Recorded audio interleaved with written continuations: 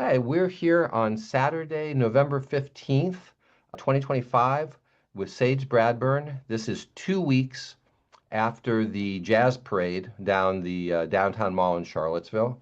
And Sage was Lady Liberty, the starring role of the production. Sage, maybe just general background about yourself and how you've been involved with Indivisible and how you wound up in this production.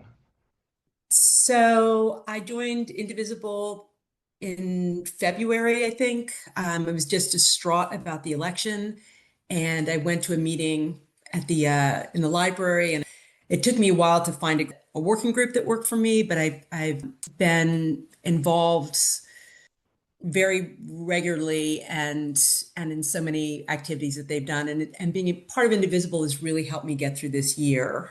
Emotionally, it helped me pick myself up off the floor. It gave me faith that I wasn't alone, and that my community was deeply involved and going to hold together. So that's just been amazing.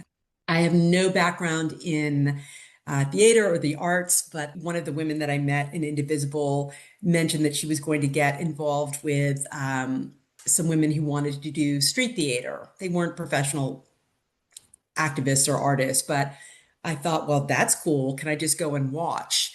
And then I got very interested in the action that they were proposing. We were working on the first Lady Liberty action, which was very short. And I volunteered to be Lady Liberty for that because the other women, I think I'm in my 60s, but they were, I think, a little bit older than me. And I thought, well, if Lady Liberty has to fall on pavement, my knees are the most flexible. So I'll literally take a fall for the group. That was my first role as Lady Liberty. And And I and was incredibly honored when Nancy and Isabel thought about reprising that role in this much more extended action when they asked if I would be involved because I admire them so much. And this was such a big project and more complicated. the street theater was on the downtown mall. How long did that last? It First was thing. maybe about 10 or 15 minutes. It was at the federal office building and was following up on one of Trump's attacks on legal firms, I think. And so Lady Liberty comes out, she falls on the ground, there's singing, and like the crowd is asked, what do we need to revive Liberty? So it was a very short thing. Mostly I just had to like be there, fall, and stand up again. So, how many weeks were you practicing the fall? Oh my gosh. And this is the thing about street theater that I've learned. These people don't practice. Three people were involved in like, what's the outfit? What's going to happen in this action? Underground, we just met on site and then we just did it. And a similar thing for the parade. Like we did not practice. I mean, I guess like the Grim Reaper and I, maybe we taught for like 10 minutes about how we were going to interact. For instance, I was like, I want you to push me. I want you to like physically interact with. I want you to come after me to give me something to do because there's this kind of plan, but then improvisation. That's just a very interesting aspect that I've learned about street theater, at least Yeah. our group. And you'd never done anything like that before? Mm-mm. Not at a real detail level, but what was your experience of having this thing start to come together over a few weeks or a month? Well, I just remember like the group that was involved was amazing.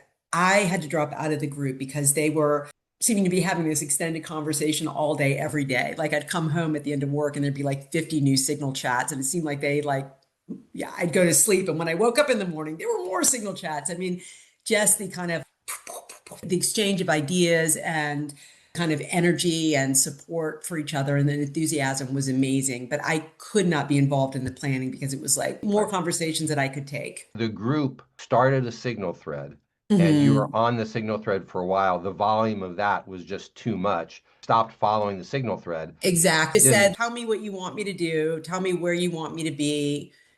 And then I just had to pull back. And so by we, I mean like Isabel, Nancy, the Grim Reaper, the activist in me. And we just like went down and to the code building and we talked about how that action would go.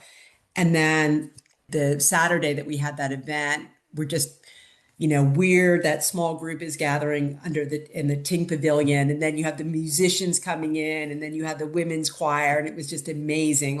I'd never been physically in one space with more than like 5 people that were involved in that action. And then like, I don't know, 80, 100 people converging on the Ting Pavilion and the musicians like tuning up because they hadn't practiced together either. And it was just amazing. It's like, okay, we're going to do this thing. The final count, it was over 100. The choir singers was like 30, and there Yeah. was 45 musicians, I think. And I think there were 30 actors, pallbearers, marchers, so like Mhm. over 100 people involved. Yeah. And Isabel made the point, like you guys never ever had anything close to a dress rehearsal. Never, Yeah. never. And Emily, who led that parade, she kept the pace, she set the tone. She just did that. She just like stepped up. That was the day of, no practice. Wow. You and she had just endless energy. It was supposed to be an hour. Just, I guess the marching was a little bit slower, and it went for an hour and a half. And you Oh guys were my, just moving and dancing and emoting the entire time. oh my God. It was like so intense. I was just like, it was such an energy lift. That evening, I was so sore, like my hip flexors, my the tendons on my calves, like it was amazing. Like I just turned 62 that I could like dance all the way up the mall. I certainly felt it, but it was just, I mean, it was amazing. Yeah. Yeah. For people not from Charlotte, so that's like maybe half a mile or so. So Yeah. continuously 40-piece brass band behind, you can't really let your energy flag. And you don't even have to think about it. It just Yeah. like lifts you. Like, I mean, at the end, I can see in the video, I think Emily and I were both kind of wearing out. We're both overdressed. And so we were like really hot and tired. It was like, but it was amazing. Overdressed me a number of layers. Literally, because it was a pretty chilly day. But like Gotcha. when All you're right, I standing see. and you're dancing and all Yeah. of that. So yeah. Yeah. As this very informal process is going on, not Mhm. rehearsals, not tons of interaction with Yeah. Isabel, who was the stage manager, and Nancy, Mhm. the two of them were constantly shifting, tweaking. Let's have you stand over there and let's have the coffin oriented in this angle. And what was that like as an inexperienced person with kind of a moving target of a script?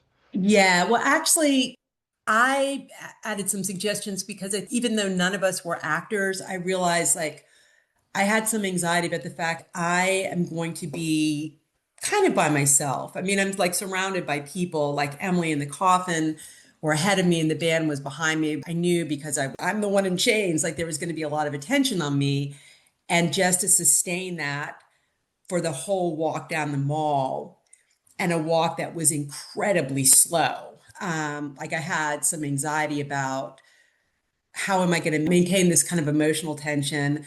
And so I was thinking about that. I have multiple degrees in English. And so like I don't have a theatrical or a choral background, but I can do thinking and imagery. And the one time I met with the Grim Reaper, I was like, I want you to come after me. I want you to like threaten me. And when we get closer, I want you to come and I want you to shove me a couple of times because I need something to react against. So that was helpful going down the mall. And when we got to the end, I was thinking, well, if the coffin is this way, my back is towards the audience. So let's tilt it a little bit differently. So that was something that I was aware of. Like I didn't want to just be standing there looking like a Schluck. um yes, yeah. So that I was kind of that was something. And because none of us had that background, but because that kind of weight was going to be on me, I was like, that was something I was thinking about a lot. Well, you did a really amazing job of staying in character and staying engaged for that hour and Mhm. a half. Hard to pull off. Oh, it was totally engaging. It's not something that I had to work on. The one thing I did practice beforehand is how to get down on the ground because it's on pavement. The first time I was Lady Liberty, like I was like, Michelle, like act like I'm falling, but you're supporting me. But then it was just like me. So I did kind of have to practice like how am I going to like get my over 60-year-old body down to the ground, from standing to like lying down. So I practiced that in my kitchen a couple of times. But I have so much emotion. Like it doesn't take me very long to get to that place of being really sad. And I also just felt like I was kind of channeling. I know so many people who are so distraught and just like to channel that energy. So it wasn't anything like I had to try and do. It just like once the music started, like it was just like, like this emotional infusion of this grief and despair. One thing I just started doing when I was going up the mall is like holding out my hands and imploring people in the crowd to help me. And that was interesting because a lot of people, when I got to them, they were kind of smiling. Sometimes they would smile. Like you had a range of, but some people like, oh, that's so quaint or how humorous or things like that. And I was like, am I going to be able to hold on to this grief when they are responding this other way? And it was absolutely totally easy to do because I know that this grief runs so deep, and the pain, there's so much pain that I could be like, I understand you don't know how to respond to this in this moment. It felt like I was holding it for everybody. For people who may be looking at this and have not seen the videos of the Mhm. parade, so it was a march like about half a mile down the Charlottesville's downtown pedestrian mall. So it was about Yeah, half a mile one way, and then there was some stops for street theater and the choirs singing, and then there was jubilant the Saints go marching in on the way back. What you're talking about, Sage, the first part is a funeral elegy. It's like a New Orleans yeah, style jazz. John Dirth, UVA's famous, super respected jazz trumpeter, led the way, and it was very sad music and slow and long. yeah. That's what made it easy for you to kind of stay in character. Well, I mean, that and also, yeah, the things that made it easy to stay in character are just the profound grief that I feel and that I know so many other people feel.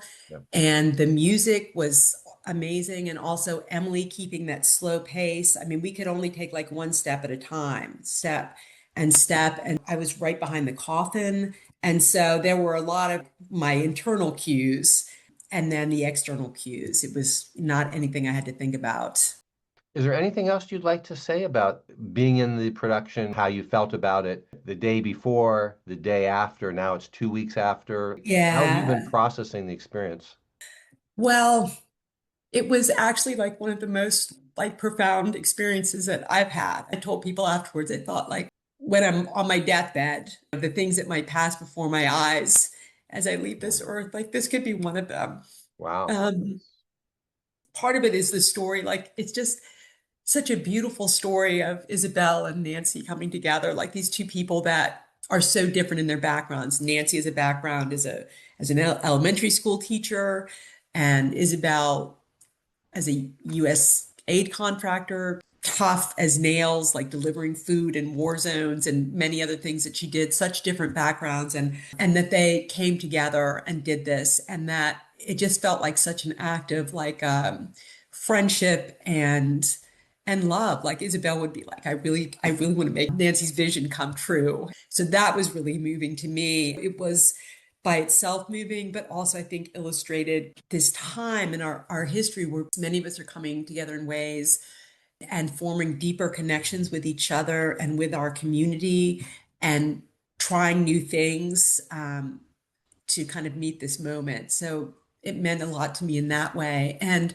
just also to see my town show up like that. I mean, it was amazing. Our Yeah, yeah, community, yeah. just hundreds of people. And I went there and it was just like people that I hadn't seen for years, like the musicians, like, oh my God, that's one of the dads from my son's cooperative preschool, right? Like Yeah. he was one of the drummers, and there are a couple of professional musicians. Like that guy fixed my son's saxophone all the way through high school, and that guy was his band teacher. And these people brought their kids. Like I think our youngest musician looked like he was about 4 or 5, like he was playing the drums, right? I mean, there were like kids in there Yeah. and people that I didn't know, and that we just like came together. God, I just had so much love, sadness, but also so much love and hope. That was profound. Um, As we went down the mall, people would be watching and then some of them would join and some not. But we think maybe 750 people. It was like a really pretty day, November 1st. People had lots of options, but 3 o'clock on a Saturday, they came downtown for a jazz parade, political theater. Really, all the indivisible actions, the No King's Day and Hands Off, the energy is really positive and really palpable. Yeah, because I've been to the No Kings protests. I'm there holding a sign. And last time I went with Wonderground, and so we sang protest and spiritual songs. The other thing that was so interesting, there's this funeral march, and then Lady Liberty dies, and people are really passive. And then the activist comes and says, "Is this what we want?" And they're like, "No." And then, the crowd is like, "No, we want reproductive rights. No, we value diversity. No, we need the rule of law." And just that kind of cheering energy, like, "No, we want these things." And then that kind of jubilation and that just celebratory dance, the singing, where people who were there to sing sang, but also people who were in the crowd sang. It was amazing because that kind of street theater incorporates element of like play, like very much reminded me of how I played when I was a kid. And you meet other kids you don't know, and you create this world, and there's some kind of, it follows that typical narrative structure of there's conflict and some kind of battle for good or evil, and then the goodness, spiritual goodness wins. And it just like, there's something about going through that is both play, but it also feels real. And it's like, if you can imagine it, it can be. There's some people on the right that troll the videos that we posted, and they're like, "Oh, a bunch of clowns." It was like, yeah, that's clowning. And there's this like element of play and mockery, and it's kind of kitschy in a way. The torch was like this like cheap torch that you could get at Walmart, right? I mean, it's just like it's just plastic, right? So there's the element of all of those things, but also because you see it and you go through it, even though it's in this play realm, it feels real, and it really inspires yeah, we can do this. As Emily said, and she was the drum major, she led the parade. It felt so real, like one of the most moving moments. And in one video, like after I've died, I'm on the ground, and she has the American flag, and she's like kneeling, taking a knee. And it was like, God, she's kneeling for the death of Lady Liberty. And even though it was like just made up, pretend, it was like so absolutely moving. It reminds me of this idea of like how people, like athletes, will practice, they'll mentally rehearse something, like they'll get in a deeply relaxed state, and then they'll like see themselves going for the race, and they might imagine this, like maybe if they're a miler, they might imagine like going through that fourth lap, which is so difficult, but they see themselves like feeling that surge of energy and getting through. It's kind of like this mental rehearsal. And if you can see it, like when they do that, that enables them to perform it in reality. And it Yep. feels like one of those things. That's one of the many reasons why that action is so powerful. I got myself off track, but Emily, she mentioned something about like when we do these things together, like when we sing together and we're making eye contact and we're kind of syncing, you build trust in that way. And Mhm. so, like, when the bad times come, you have that deep sense of connection. You're connecting with people without all these pretenses, without social mores, niceties. Like you're connecting with people, you're acting with them, you're syncing your breath with them, you're locking eyes with them. And that builds a kind of connection that and trust that will help us get through the really difficult times that are now and that will get more difficult coming up. I don't know if that makes sense, but It does, very much so. And Susan, the choreographer, talked about moving together is part of basic human connection. Thank you so much for talking about this stuff and sharing. And yeah, you were great. You were really, really great. So, and thank you for contributing in so many ways as you have. it was my honor. It was a Well, privilege. So, all right, Lady Liberty Dan, will rise again. We salute you. I'll see you later. Take care. Take care. Bye bye.